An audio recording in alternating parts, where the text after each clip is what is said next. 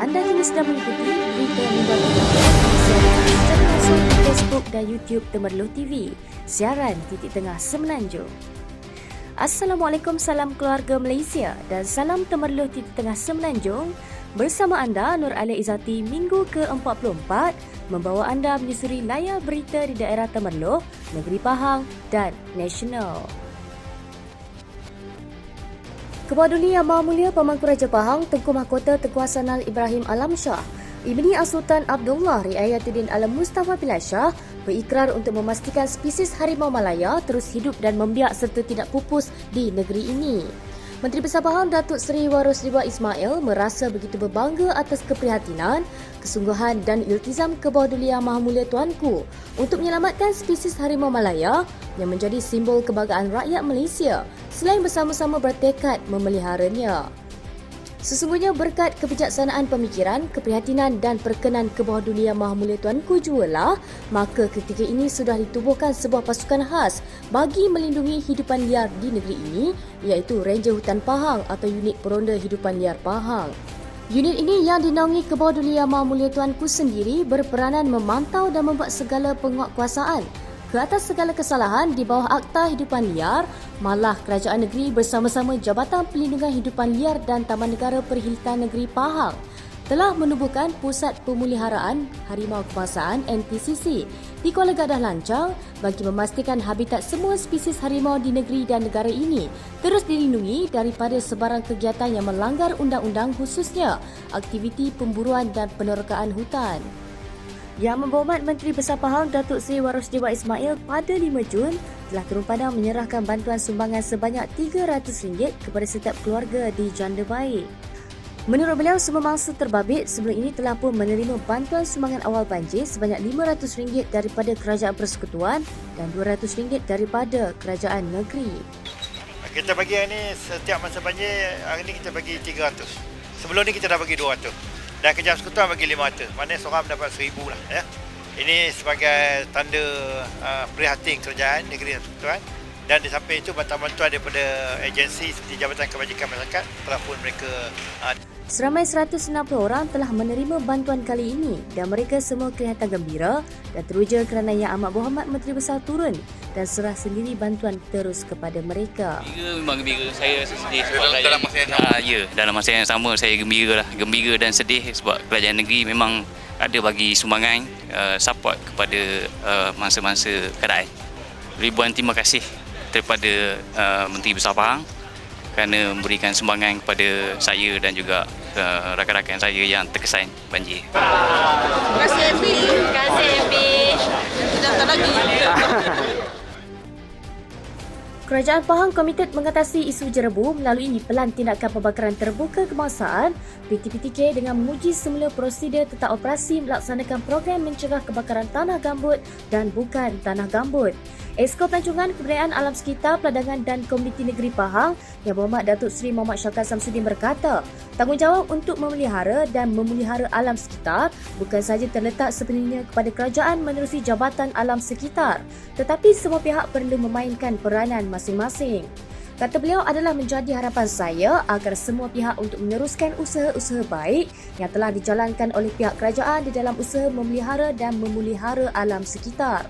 Dalam ucapannya, Yang Berhormat Datuk Seri Muhammad Syaukat turut menyatakan penghargaan dan terima kasih kepada usaha pelbagai pihak sebagai sokongan terhadap usaha pemeliharaan alam sekitar dan beliau mengajak semua pihak bersama-sama menjadikan kelestarian alam sekitar dan pembangunan lestari tanggungjawab kita bersama. Gara-gara teruja membuat pelaburan, seorang jururawat kerugian RM20,130 akibat menjadi mangsa sedikit penipuan pelaburan saham emas, petroleum dan gas secara dalam talian. Mangsa yang merupakan seorang wanita berusia dalam lingkungan 44 tahun dari Temerloh itu dikatakan melihat tawaran pelaburan melalui aplikasi TikTok pada penghujung bulan Mei lalu. Pemangku Ketua Jabatan Siasatan Jenayah Komersial Negeri, Deputi Superintendent Yap Wat Tian berkata, mangsa terpedaya dengan tawaran iklan tersebut. Kononnya menjanjikan keuntungan tinggi dan dibayar dalam masa singkat. Wat Tian dalam pada itu berkata, mangsa telah melakukan 6 kali transaksi wang berjumlah RM20,130 ke dalam pelbagai akaun bank atas nama suspek yang berbeza sejak 28 Mei lalu.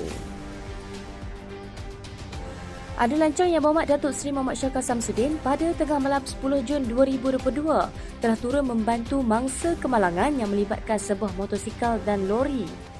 Kejadian tersebut berlaku berhampiran restoran Serasi berhadapan dengan Taman Cengal Temerloh, dan ketika kejadian Yang Berhormat Datuk Seri Muhammad Syakar telah turun selain turut membantu mengawal aliran trafik yang melalui jalan berkenaan.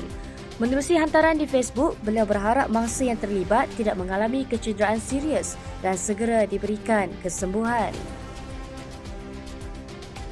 Seorang lelaki maut manakala kanak-kanak perempuan berusia 9 tahun cedera parah dalam kemalangan melibatkan dua kereta di kilometer 18 Jalan Jerantut Temerloh berdekatan Kampung Bukit Ketupat. Ketua Polis Daerah Superintendent Mazlan Hassan berkata, siasatan awal mendapati kereta yang dipandu Bahari dari arah Temerloh, manakala peralatan persona dipandu Muhammad Azrin bersama keluarganya pula dari arah Jerantut. Beliau berkata kejadian itu berlaku di jalan yang lurus, satu lorong dua hala dan garisan putih berkembar di tengah jalan, manakala keadaan cuaca baik, jalan kering dan gelap tanpa lampu jalan.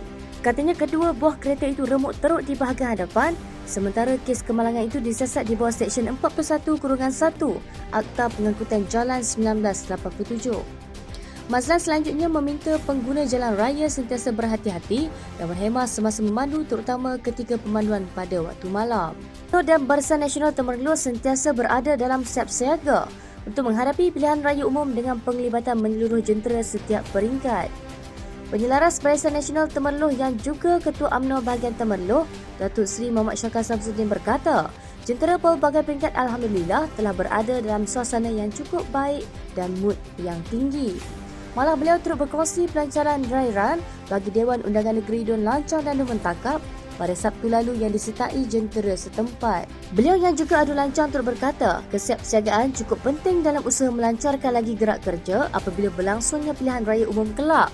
Dan menurut beliau, Temerloh sentiasa bersiap sedia untuk menempuh PRU. InsyaAllah kita kekalkan semangat ini untuk terus melangkah. Tahukah anda sejarah Kolej Vokasional Temerloh? Kolej Vokasional Temerloh telah dibina pada akhir tahun 1975 di atas sebuah tapak seluas 10 hektar, di mana kawasan yang asalnya berbukit dan dipenuhi oleh hutan. Sekolah ini terletak di sebelah kiri jalan menuju ke Jerantut. Jaraknya dari Bandar Temerloh ialah 13 km. Sekolah ini dibina dengan kos keseluruhan sebanyak RM3,608,421.19 di bawah projek rancangan Malaysia kedua. Pada 3 Januari 1976, kolej ini dibuka untuk kumpulan pertama pelajar-pelajar dari sekitar negeri Pahang Darul Makmur seramai 244 orang. Dari keadaan serba kekurangan, ia berkembang serta mengukuhkan kedudukan dari setahun ke setahun. Tanggal 16 Jun 1982 merupakan hari bersejarah bagi kolej ini apabila Kebawah Duli Yang Maha Mulia Pemangku Raja Pahang berkenan merasmikan sekolah ini. Kini sekolah ini mengeluarkan pelajar-pelajar yang mengikuti 8 jenis kursus selama 2 tahun dan menyediakan mereka menduduki peperiksaan sijil vokasional Malaysia. Oleh sebab asrama yang disediakan di sekolah hanya dapat mengambil 75% daripada jumlah pelajar, maka yang lain-lainnya sama ada berulang-alik dari rumah mereka melalui perkhidmatan bas awam ataupun menyewa rumah-rumah berhampiran dengan kolej ini.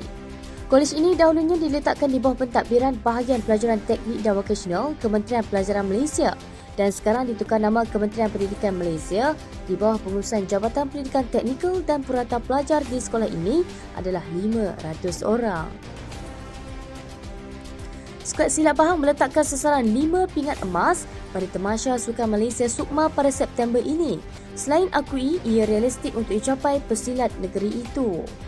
Yang di-Pertua Persatuan Silat Negeri Pahang, Pesaka Pahang, Datuk Mat Suhaimi Muhammad Shah berkata, skuad silat negeri itu membariskan seramai 32 pesilat bagi menyertai acara silat olahraga dan silat seni. Jelas beliau bagi memantapkan persiapan pesilat Pahang, kesemua atlet akan menjalani latihan pusat di Temerloh selain bakal mengharungi beberapa siri perlawanan persahabatan. Sementara itu, skuad silat dan guru-guru silat mendapat awal apabila telah bersama Kebawah Duli Yang Maha Mulia Pemangku Raja Pahang, Tengku Hasanal Ibrahim Alam Shah, Al-Sultan Abdullah Riayatuddin Al-Mustafa bin Shah yang berkenan menganugerahkan selepang pendekar kepada 38 guru silat daripada 125 perguruan persilatan Pahang pada 4 Jun yang lalu. Sekian daripada saya Nur Alizati. Jangan lupa untuk saksikan Mingguan Temerloh di Facebook Temerloh TV pada setiap hari Jumaat jam 9.30 malam secara eksklusif di Temerloh TV. Informasi untuk komuniti anda, siaran.